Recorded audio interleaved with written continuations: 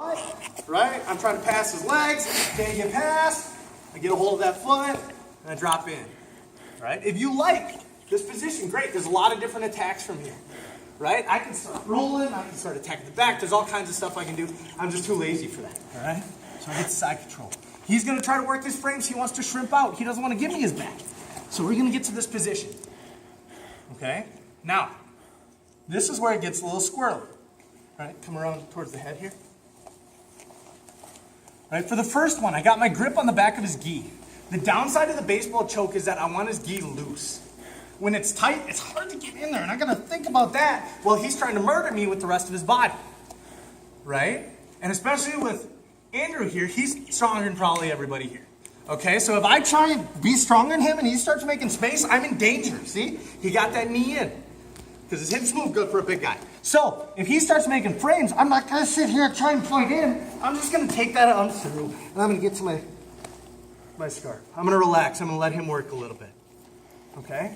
And what I'm looking for, let's rotate a little bit. What I'm looking for is to get over this arm. All right? And I want under his. So my arm is over his, and then my hips are under. So that I can start turning him away. Right? We talk about high side control.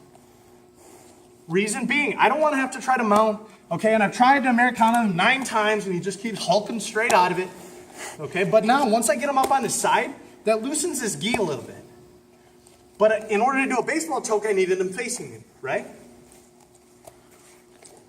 There we go. All right, so instead, I'm going to change up that angle a little bit. And instead of going across him here, I'm going to go under his shoulder. So I got him up on his side, and I'm in a good side control. I'm going to grab the gi. All right, little tricep or bicep if I have to, get some skin in there just to make him angry. Now my opposite arm, normally we never ever let go of an underhook. I'm gonna let go of an underhook, right? Never ever do it except win, right?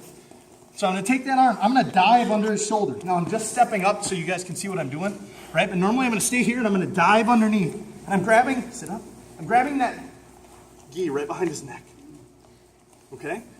So I've got him on his back, I'm grabbing that knee and now or that gi and I'm trying to pull it to his hips. Okay? I'll go ahead and move. Think scarecrow. Right? He's hanging by his gi. He can't get his arms down anymore. So I get a hold of that gi, I'm pulling it down to his hips.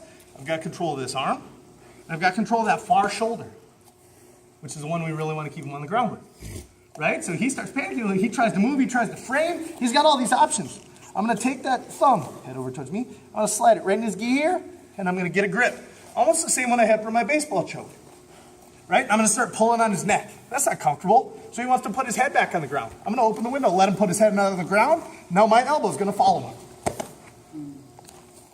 All right? Call it a paper cutter. So I'm taking this gi, I'm making a noose around his neck. My wrist and his gi are cutting. You okay?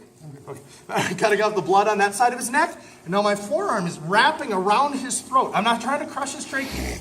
I'm creating a frame on both sides. Now this is pretty loose, right? Doesn't feel good, but it's pretty loose. So if I get here and I still can't finish, I start drawing a big circle around his head with my elbow to tighten it up. Because it doesn't matter if I choke down here or way up under his jaw, as long as I can compress that artery. Make sense? Right, Sam?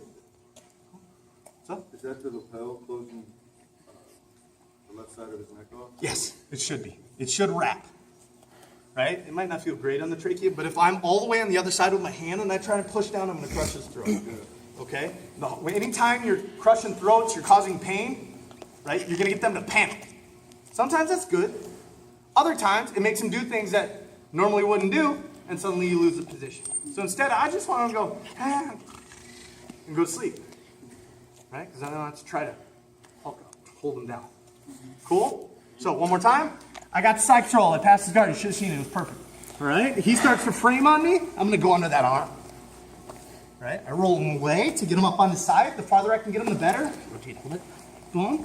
And I'm going to grab onto something to keep him here. All right? I don't care if you want to go under the armpit. We've talked about that no-gi. That's fine. You can't do this choke no-gi, but whatever. I can get to this position. Right? If I go fist on the ground, call this your fuck position in MMA. Really mean. Okay, so I get him bent over, take that free arm, grab that gi wherever it is. Usually it's pretty loose by that point. Then I pull it to his hips. So his hips are trapped in. I can either grip underneath his head if he is paying attention. And if he's not paying attention, I start letting him come into me. He tries to underhook, and I'll slide across. Either way, I want a gi on the side of his neck, elbow to the ground. If he's still not tapping, I draw my circle. And I never have to give up position. Yes? Yeah. 1, 2, 3.